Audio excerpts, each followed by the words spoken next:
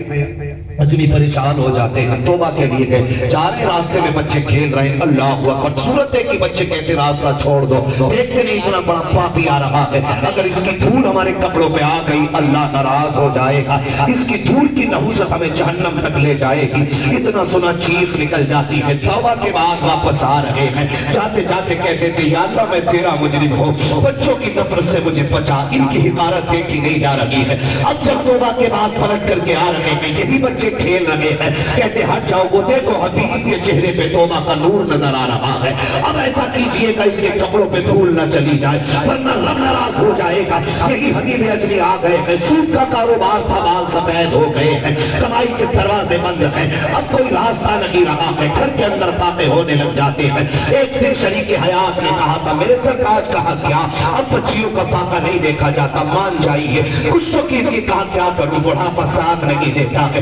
طاقت نہیں رکھی ہے، کیا کروں کام نہیں ہوتا، کہا کچھ تو کیجئے، منڈی جائیے، کوشش کریں شاید کچھ مل جائے گا، حبیب اجمی کہتے ہیں ٹھیک ہے، دیکھو حبیب اجمی جیسا بندہ جو توبہ کر لیتا کہ تو ماتھے پہ توبہ کا نور نظر آ رہا ہے، پھر بھی آزمائش اتنی کڑی ہے، بچے فاقے سے لیٹے ہوئے ہیں، ایک وقت کا کھانا گھر میں لگی ہے، لیکن خدا کی قسم اگلے دن جب جانے لگے بی بی نے تھیلا لا کے دے کے ہاتھ میں کہا تھا حبیب کہا کیا، کہا جاؤ منڈی چلے جاؤ، کچھ ملے تو اس میں راشن لے آنا، اللہ اکبر تاریخ گواہ ہے، جیسے چند قدم حبیب اجمی چلے گئے، بی بی نے کہا تھا ایاک والحرام، حبیب جا تو رہا کہ جاتے جاتے یاد رکھنا، حلال کے لقمے ملے تو لے کے آنا، حرام ملے تو چھوڑ آنا، آج بھی بچوں کو پانی پلا کے سلا دیں گے لیکن حرام کا لقمہ نہیں کھلائیں گے، حبیب روتے ہوئے منڈی گئے ہیں، جانے کے بعد منڈی میں کھڑے ہو جاتے ہیں، مگر صاحب سنو تو صحیح، دنیا بڑی ہوشیار ہے، ہم تو جیتے بھی اپنے لیے ہیں، مرتے بھی اپنے لیے ہیں،